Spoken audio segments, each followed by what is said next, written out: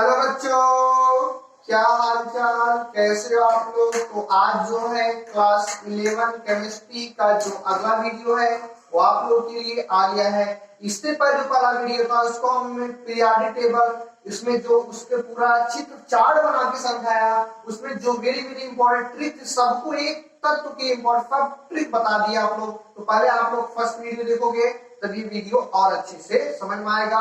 तो हम लोग अब इस वीडियो को क्या करते हैं, शुरू करते हैं। तो आप लोग रोज की तरह क्या करो, कॉपी पे निकाल लो और वीडियो को ध्यान से देखना शुरू करो। तो बच्चों क्या हुआ, जब एलिमेंट डिस्कवर होने लगे तो बहुत ज्यादा एलिमेंट डिस्कवर, तो उनको हर हर हर एलिमेंट के बारे में आप लोग चर्चा तो कर नहीं सकते। तो क्या उस समय के जो साइंटिस्ट थे उन्होंने क्या क्या कहा, उन्होंने ये कहा कि जिन जिन तत्वों के गुण क्या हो, समान हो, उसको एक स्थान पे रख दो, और जिनका गुण जो है समान नहीं हो उसको अलग अलग लिख दो। ऐसा क्यों हुआ? क्योंकि उस समय जब डिस्कवरी हो रही थी बच्चों तो बहुत ज्यादा यानी एलिमेंट अधिक मिल रहे थे। तो सब एक यानी एक अगर एक साइंटिस्ट एक ग्रुप की यानी एक ही एलिमेंट की बात करेगा तो बहुत ज्यादा समय लग जाएगा उसके बारे में चर्चा करने के लिए ना। तो उन्होंने क्या किया, जिनके गुण समान थे उनको एक ही ग्रुप में रखने की कोशिश की। और इसमें सबसे पहले जो भाग लिए थे डोबेराइनर बहुत प्रसिद्ध थे। इनका एक समूह डोबेराइनर का ट्रिक। क्या है बच्चों? डोबेराइनर का ट्रिक, ये इंपॉर्टेंट है, चाहे वो क्लास 10 हो या आईआईटी जेई कुछ भी हो, सबके लिए डोबेराइनर का ट्रिक पूछता है। डोबेराइनर का ट्रिक क्या है? डोबेराइनर ने इन्होंने क्या किया, हेडिंग बना लो डोबेराइनर का ट्रिक। इन्होंने क्या किया, 3 एलिमेंट्स क्या बनाया, 3 एलिमेंट का क्या बनाया, ग्रुप बनाया। इन्होंने क्या किया, 3 एलिमेंट का बच्चों क्या बनाया, ग्रुप बनाया। 3 एलिमेंट मानो समझ लो, ए है, बी है, अपना सी है, समझ लो। 3 एलिमेंट का बच्चों क्या बनाया, ग्रुप बनाया। डोबेराइनर के तरीके हैं, डोबेराइनर नामक वैज्ञानिक ने क्या किया, यानी तत्वों को बताने के संबंध में पहला जो वैज्ञानिक है वो क्या था, डोबेरिनियर या डोबेराइनर। जिन्होंने क्या किया, 3 एलिमेंट का क्या बनाया, ग्रुप बनाया। तो 3 एलिमेंट का क्या बना दिया, ग्रुप बना दिया। उन्होंने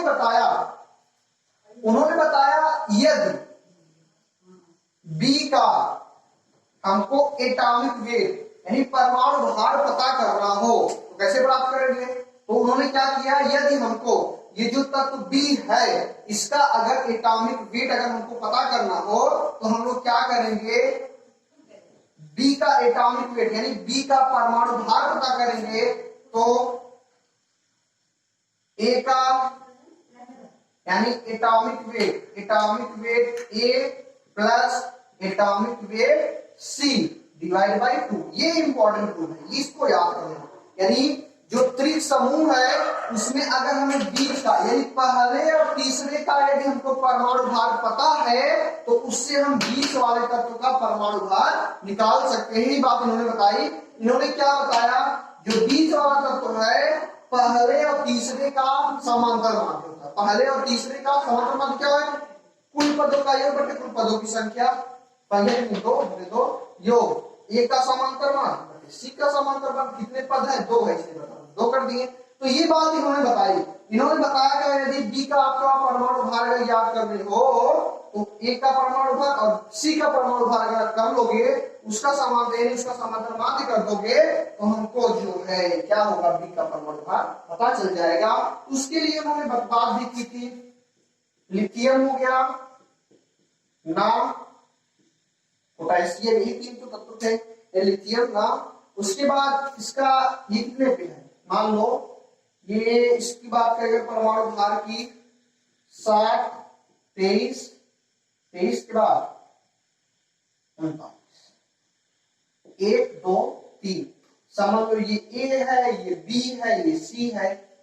हमको यदि क्या पूछे, एटॉमिक वेट ऑफ बी, यदि हमको क्या ज्ञात करना हो, एटॉमिक वेट ऑफ बी यानी बी का हमको एटॉमिक वेट ज्ञात करना हो तो कैसे पता चलेगा। तो आप लोग क्या लिखो, ए का एटॉमिक वेट लिखो और सी का एटॉमिक वेट लिखो। ए का एटॉमिक वेट कितना है बच्चों, 7 है, प्लस देखो ए का एटॉमिक वेट कितना है, 7 है, प्लस सी का एटॉमिक वेट कितना है, 39 है, डिवाइड बाई कितने कर दो, 2 कर दो बच्चों। अब 39 में 7 जुड़ेगा तो क्या होगा, 46 हो जाएगा, बटे 2 बराबर कितना आ जाएगा, 23 आएगा, नहीं आएगा। ये जो 23 है बच्चों, ये बी का क्या आ गया, एटॉमिक वेट आ गया। तो यही बात इन्होंने बताई थी। एग्जाम्पल इसमें लिख लो, और एग्जाम्पल हम दे रहे हैं,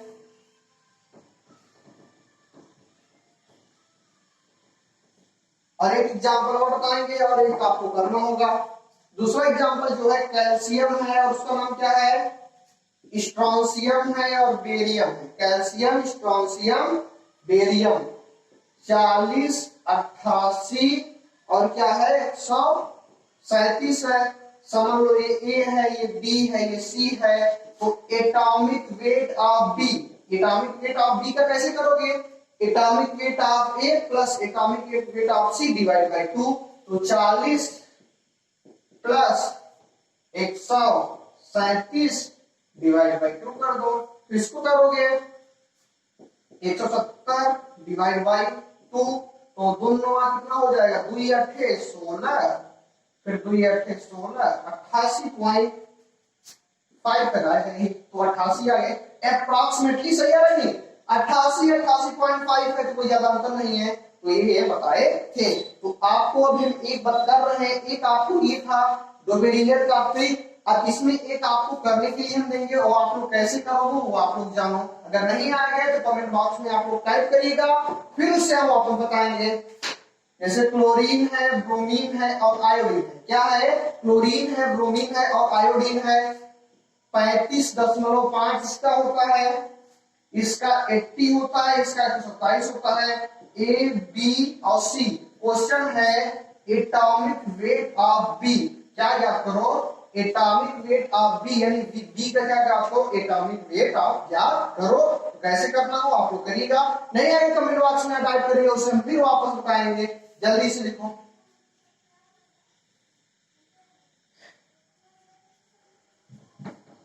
चलो आगे फेल, ये क्यों फेल हो गया, फेल नहीं, बहुत अच्छे भाई, फेल डीमेरिट बोलेंगे, डीमेरिट। अच्छा भाई फेल क्यों हो गया, एकदम आसान। हम हर तत्वों की बारे में इस प्रकार चर्चा नहीं कर सकते, इसलिए मेरी जो है फेल हो गया था। क्यों, क्योंकि इस नियम के द्वारा हमें हर तत्वों के बारे में जानकारी नहीं मिली, इसलिए इनका नियम क्या हो गया, फेल हो गया। अब बच्चे जब कुछ फेल होता है तो उसके बाद कुछ नया आता है। उसके बाद बहुत अच्छे वैज्ञानिक आ गए, कौन थे, उनका जो नाम था Newland, Newland law of optic, यानी न्यूलैंड का अष्टक नियम, यदि बना लो न्यूलैंड का अष्टक नियम। ये अपना क्या थे, ये म्यूजिक और प्लस ये क्या थे, केमिस्ट्रियन थे, केमिस्ट्री। यानी इन्होंने जो अपना बात बताई, उन्होंने म्यूजिक की लिया और किसको लिया, केमिस्ट्री को लिया, यानी म्यूजिक लिया और केमिस्ट्री को लिया और दोनों को आपस में जोड़ दिया, जिससे एक क्या हुआ, नियम प्राप्त हुआ। म्यूजिक यानी ये बहुत बड़े सिंगर थे, बहुत अच्छा गाना गाते थे, तभी तो कुछ गाने के बारे में बताया। इन्होंने बताया जो संगीत के स्वर होते हैं, क्या होते हैं, संगीत के स्वर होते हैं, कितने होते हैं, 7 होते हैं, सा रे गा मा पा गा नी, यही होते हैं। इसी के बारे में न्यूलैंड तभी तो बोले हैं म्यूजिक प्लस केमिस्ट्री। ये अच्छे खास सिंगर थे और केमिस्ट्री तो ये थे ही केमिस्ट्री, तो दोनों को मिलाकर के क्या दे दिए, नियम दे दिए। तो इसको बना लो जल्दी। तो वो क्या था, सा रे गा मा पा धा नी, नी के बाद फिर क्या आ जाता है, सा। तो कितने स्वर हो गए, देखो 1 2 3 4 5 6 7, संगीत कितने स्वर हो गए बच्चों, 7 स्वर हो गए। इन्होंने क्या बताया, उसी के बारे में तो हमको चर्चा ही करनी है। इन्होंने क्या बताया था, क्या नहीं बताया था, तो क्या बताया था इन्होंने, छुपाओ 1 2 3 4 5 6 7, आठवां जो स्वर आएगा वो क्या होगा, सा ही होगा ना। इन्होंने बताया पहला तत्व 8वें तत्व से इस प्रकार समानता बतलाता है, जिस प्रकार संगीत के स्वर में पहला स्वर और अंतिम यानी 8वां स्वर क्या होता है, समान है। समझ लो 1 2 3 4 5 6 7 पर फिर आप फाइन नहीं आएंगे, फिर आप पे आएंगे, यानी पहला स्वर और आठवां संगीत के साथ ही स्वर है, जो लिख दिए ये आप कर लो, कभी कोई पूछ दे तो पहला स्वर व आठवां स्वर समान होता है। उसी प्रकार इन्होंने बताया जिस प्रकार तत्व भी पहले तत्व और आठवें तत्व बच्चे क्या होते हैं, समान होते हैं। तो यहाँ पे जैसे क्या हो गया लिथियम, देखो हम लोग हाइड्रोजन और हीलियम की बात नहीं की, क्यों? क्योंकि उस समय जब ये नियम बताए थे उस समय हाइड्रोजन व अक्री गैस डिस्कवर नहीं हुए थे, इसलिए ना हाइड्रोजन को लेंगे और ना ही नोबेल गैसेज को लेंगे। आई बात समझ में ना? तो यहाँ पे हीलियम हो गया, नहीं लिथियम हो गया, हाइड्रोजन हीलियम, हाइड्रोजन व अक्री गैस की बात नहीं करेंगे। Lithium, helium, boron, carbon, nitrogen, oxygen, fluorine. Fluorine के बाद जो नियान आता है वो भी तो अक्री गैस है, उसकी बात नहीं करेंगे। नियान के बाद क्या आता है? सोडियम आता है, sodium, magnesium, aluminium, silicon, phosphorus, sulphur, chlorine. ये बात समझ में नहीं समझ?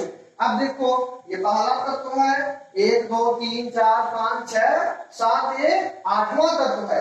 अब बताओ पहला तत्व और आठवां तत्व को एक ही कॉलम में रखे हैं, इसका क्या मतलब है? इसमें कुछ समानताएं पाई जाएंगी। देखो बहुत समानता है, लिथियम 3 पे है, इलेक्ट्रॉनिक विन्यास 2 का माइक, सोडियम 11 पे है, 2 8 है।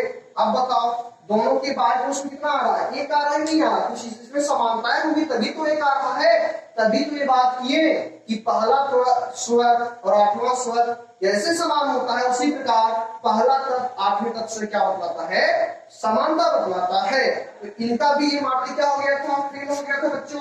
फेल क्या हो गया था? क्योंकि इसके द्वारा आप लोग हर तत्वों के बारे में जानकारी नहीं कर सकते हैं। इसको बना लीजिए आप लोग। तो ये था आज के लिए आप लोग के लिए बच्चों।